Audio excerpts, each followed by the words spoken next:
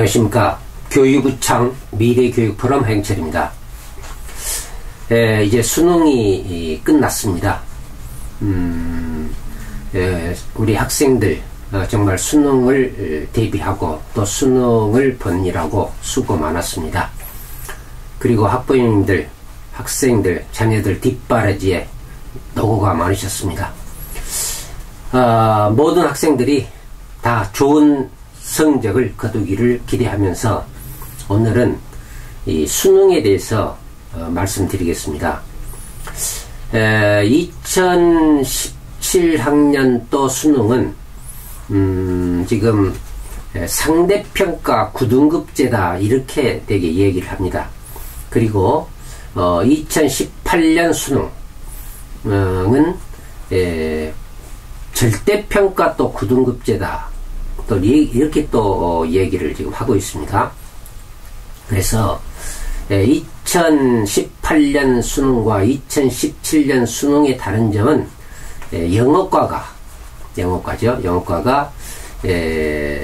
9등급 절대평가제, 다시 말하면 절대평가 9등급제로 이렇게 바뀌었다. 이것이 아주 다른 점입니다. 그래서 이제 우리 학생들은 영어과는 어떻게 점수가 나오냐면 90점 이상 학생은 1등급, 80점 이상은 2등급, 그래가지고 70점 이상은 3등급, 그냥 9등급까지 이렇게 1등부터 9등까지를 이렇게 그 한계가 등급이 정해져 가지고 이렇게 채점이 될 것입니다. 자, 그러면 이게 지금 2018년도 영어 수능 시험을 절대평가다 이렇게 지금 교육부나 교육과정 평가원에서 얘기를 하고 있습니다. 그런데 실제로 이게 절대평가냐 절대평가가 아니냐 이걸 따지기 전에 일단 절대평가의 특징을 우리가 먼저 생각해 봐야 됩니다.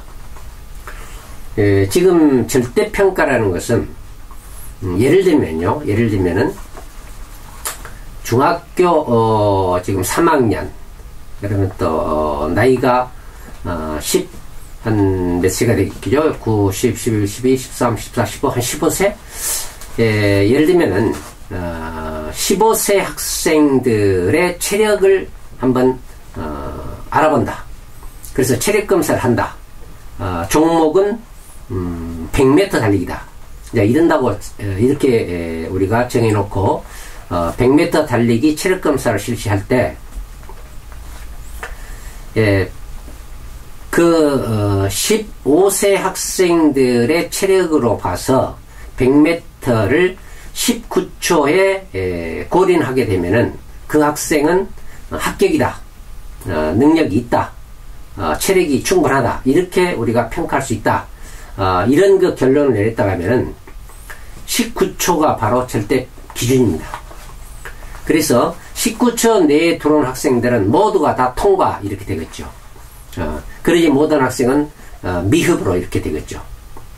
그래서 우리 학생들은 또 열심히 노력해가지고 연습해가지고 다음 체력검사를 할 때는 19초 이내로 통과했다. 그러면은 모든 학생이 19초 이내로 통과할 수도 있는 것이 바로 절대평가입니다. 그래서 절대평가를 발달적 교육관에 입각한 평가다 이런 말도 합니다. 의사시험도 마찬가지예요. 의사고시도 90점 이상 또는 90% 이상 성취도를 보인 사람은 합격, 그러지 못한 학생은 불합격, 한 분은 불합격, 이렇게 그 기준을 둡니다. 그것이 바로 90% 또는 90점, 이것이 절대 기준이 되겠습니다. 그리고 이런 그 자격 검사 있잖아요. 뭐 1급, 뭐 2급, 3급. 이것도 1급은 1급 시험을 보는 것이고 2급은 2급 시험을 보는 것이지, 한 시험에서 90점 이상 맞은 학생은 1급 자격, 또 뭐 80점 이상 맞은 학생은 90점까지 맞은 학생은 2급 자격, 이렇게 주는 건 아니지 않습니까? 그래서 절대평가라는 것은 절대 기준이 굉장히 중요합니다. 그래서 절대평가 그러면 목표 지향평가라고 이야기를 하죠. 우리가 목표 지향평가. 그런다 하면은 지금 우리 교육부에서 또는 교육과정 평가원에서 실시한 이번 수능, 이게 과연 절대평가냐? 제가 생각할 때는 절대평가의 이론의 입각에서 볼 때는 약간 벗어난 평가 방법입니다. 절대평가를 한다. 예를 들면요, 영어과 절대평가를 한다 이런다 하면은 먼저 할 일이 아마 교과서가 10권 이상이 있을 겁니다. 다른 교과서가. 그러면 10권 이상의 다른 교과서를 전부 교과서 학습 과제를 분석해내야 됩니다. 그래가지고 거기서 그 교과서들에서 공통 학습 과제를 뽑아내야 돼요. 먼저 할 일이요. 절대평가를 하려면요. 그래가지고 다음에는 학습 과제를 이제 분석했으면 그 다음에 거기서 학습 목표를 추출해내야 됩니다. 목표가 있어야 되잖아요. 목표를 추출해내야 됩니다. 그리고 목표를 추출해내가지고 그래서 목표를 진술해야 됩니다. 절대평가에서는 뭐 행동적 용어로 진술한다. 두 사람 이상이 보아서 똑같이 해석할 수 있는 이런 목표로 진술해야 된다. 뭐 이런 이야기들이 많이 있습니다. 어쨌든 간에 학습 목표를 진술하고 다음에는 모든 학생들한테, 그러니까 시험을 보는 대상 학생들한테 목표를 인지시켜줘야 됩니다. 인지를 시켜줘야 돼요. 학생들이 목표를 알고 공부를 하게 해줘야 됩니다. 그리고 선생님들은 더 알아야 되겠죠. 그래서 절대평가를 하려면요, 이렇게 수능에서 절대평가를 하려면은 아마 교사 교육도 필수적입니다. 해야 됩니다. 그러지 않으면 안 되잖아요. 그래가지고 선생님이 목표를 향해서 우리 학생들을 가르치고 학생들도 그 목표 달성을 위해서 열심히 노력을 합니다. 그 다음에 이제 수능 시험을 출제하겠죠. 출제할 때는 난이도가 아닙니다. 어렵고 쉬운 것이 없습니다. 어렵든 쉽든 목표면은 그 목표에 의해서 근거로 해서 시험 문제가 출제됩니다. 그래가지고 학생들이 시험을 봅니다. 그러면 절대평가 결과는 어떻게 나와야 되느냐? 상대평가의 결과는 정상분포 곡선을 나타냅니다. 되게 정상분포 곡선이요. 못한 학생 조금, 잘하는 학생 조금, 중간 학생이 이렇게 많이 나타나죠. 이렇게. 근데 절대평가는 그러지 않습니다.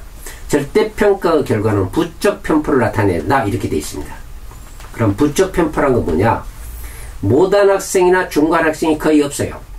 모든 학생이 가능하면요, 모든 학생이 목표를 달성한다 이거예요.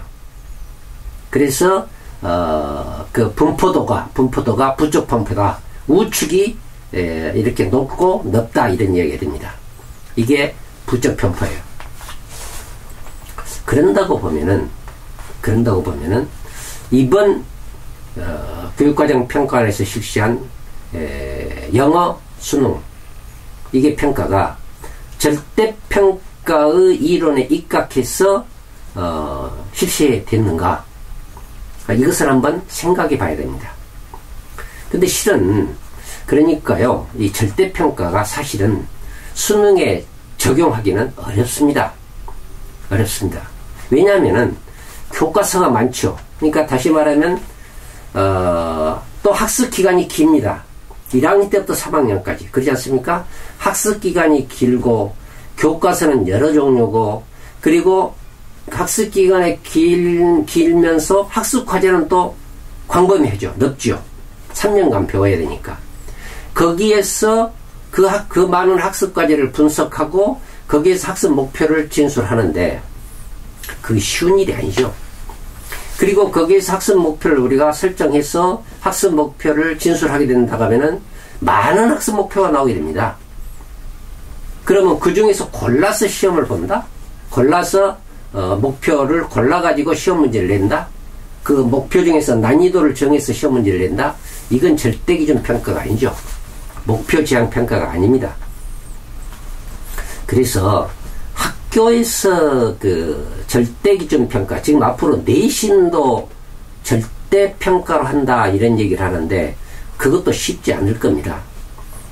왜냐하면은 우리가 학교 현장에서 절대평가를 할 수 있는 교과는 이건 뭐 교육 이론, 평가 이론에도 나옵니다만은 계열성이 강한 수학이나 과학 교과다 이렇게 나옵니다. 그리고 무조건 그런 과만 수학이나 과학이 아니고 학교에서 절대평가를 적용시킬 수 있는 이런 그 방법면에 있어 보면은 단위 시간이에요. 몇 시간을 얘기합니다. 단위 시간에 학습 목표를 설정해서 그 목표 달성도를 알아볼 수 있는 것. 그때 절대평가가 적용됩니다. 그러니까 1시간 동안의 학습 목표는 많아야 뭐 두서너 개지요. 그리고 선생님은 그 목표를 향해서 가르치죠.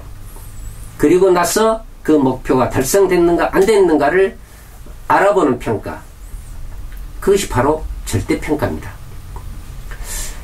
그런데 이 수능과 같이 좀 전에도 말씀드렸습니다마는 기간도 길고 학습 과제 범위도 많고 이런 데서 목표를 추출해서 시험을 본다는 거 이건 어렵습니다. 그래서 지금 이번에 영어과 실시한 그 평가 이름을 절대평가 뭐 9등급제 이렇게 이야기를 하대요. 그런데 이 앞에 붙인 그 절대평가라는 이 그 명칭을 저는 거기다 써서는 안 된다고 생각합니다. 왜냐? 지금 절대평가의 과정을 거치지 않았어요. 수능 영어가요. 또 그렇게 할 수도 없습니다. 어렵습니다. 그래서 지금과 같은 방법으로 수능을 이렇게 본다 하면은 절대평가 9등급제가 아니라 뭐 임의평가 9등급제라든지 또는 어떤 그 앞에 그 9등급제 앞에 새로운 어떤 용어를 거기에 들어가게 해야 될 것 같아요. 그래야지 절대평가 9등급제다 이렇게는 말하기가 어렵다고 생각을 합니다. 그래서 지금 지난 그 10월에 그랬습니까? 그 절대평가를 수능에 적용한다. 4과목이냐 뭐 1000과목이냐 이것 가지고 논란이 있었는데 지금 제가 돌이켜 생각해 보니까 절대평가를 이렇게 100점 만점으로 해가지고 지금 수능 영어와 같이요 100점 만점을 해가지고 9등급제로 이렇게 하면 그게 절대평가다. 아마 그렇게 생각했기 때문에 쉽게 4과목이냐 뭐 1000과목이냐 이런 이야기가 나온 것 같습니다. 절대평가의 특성이라든지 절대평가의 이론에 입각해서 절대평가를 실시한다고 하면은 그렇게 100점 단위로 해가지고 뭐 90점 이상은 1등급, 80점 이상 2등급 이렇게 하는 것은 이건 절대평가 의미가 아닙니다. 그리고 절대평가에서는요 목표지향평가고 목표지향평가에서는 성취 그 도를 얘기합니다. 성취도. 그래서 90점 이상이 아니라 90% 이상 성취도, 80% 이상 성취도. 이래서 퍼센테이지를 이야기를 하는 것이죠. 그 절대평가에서는 퍼센테이지로 이야기를 해야 됩니다. 90% 이상 1등급, 80% 이상 2등급. 왜냐? 성취 수준을 얘기하기 때문에요. 목표 성취 수준을요. 이렇게 해서 그 용어 자체도 조금 달라져야 되지 않느냐, 이런 생각을 해봅니다. 물론 그냥 이 지금 현재 실시하는 수능 영어와 같이 이것을 절대평가 9등급제다 이렇게 밀어붙이면 뭐 할 수 없어요. 그대로 나갈 수 있습니다. 그러나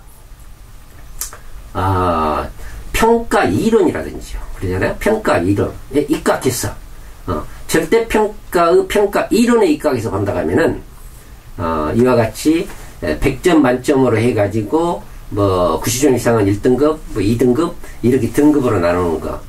이제 이것은 절대평가를 그 의미도 저기에 포함되어 있습니다만은 등급으로 이렇게 나눠버리면 어떻게 보면 그건 또 상대평가 의미도 거기 들어가게 됩니다.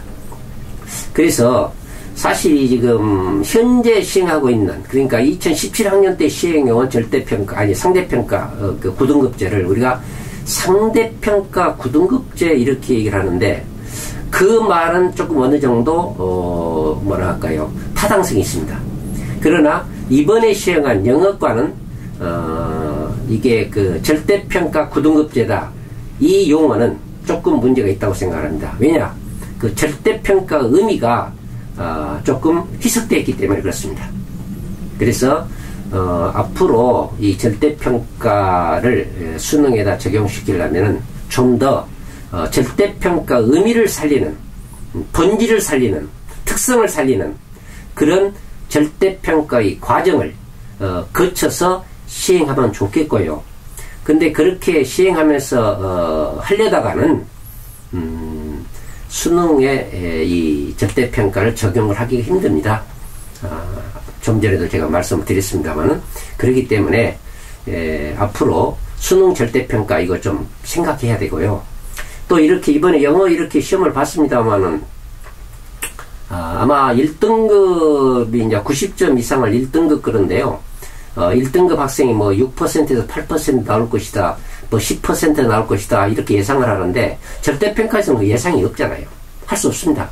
그리고 뭐 수능 영어가 쉬웠다 어렵다 하는데, 절대평가라고 하면은 이런 난이도를 얘기할 수가 없습니다.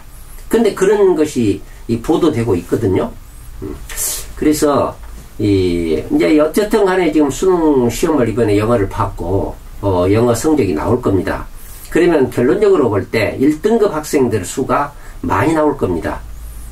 학습 이론에 의한다고 하면은 평가 이론에 의한다고 하면, 절대평가 이론에 의한다고 하면은 1등급 학생 90% 이상 성취도를 보이는 학생이 한 8, 90% 이렇게 나올 수도 있습니다. 그래야 그것이 맞습니다. 절대평가 이론에.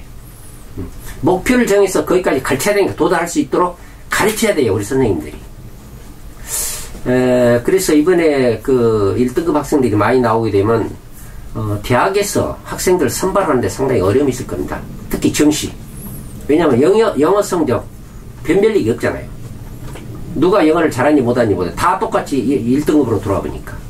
이제 아마 그렇게 되면은 영어 성적을 알기 위해서 대학별 무슨 고사가 뭐 면접고사가 되든 뭐 다른 어떤 특별한 다른 어떤 형태의 고사가 되든 그런 고사가 다시 되지 않을까, 이렇게 생각을 해봅니다. 앞으로 이 대학 입시는 좀 더 많은 성찰이 필요합니다. 그냥 무조건 절대평가한다. 또 오늘 보니까 오늘 보니까 이 고교학점제라는 것이 또 이제 나오대요. 고교학점제도 그렇게 쉬운 것이 아닙니다. 여튼 그런 그 생각을 하는 것은 좋은 일이죠. 미래지향적인 교육 정책이기 때문에. 그러나 그것이 실천에 옮겨지고 실제로 실효성이 있는 이런 정책이 되기 위해서는 많은 이런 시행착오가 있어야 되는데, 교육에서는 시행착오가 있어서는 또 안 되거든요. 그래서 사실은 교육이 어렵습니다. 오늘은 수능 이 절대평가 9등급제 이것에 대해서 말씀을 드렸습니다. 앞으로 좀 더 많은 성찰을 하셔가지고 좋은 이러한 정책, 입시 정책을 만들어내 주시기를 말씀드리면서 이상 마치겠습니다. 감사합니다.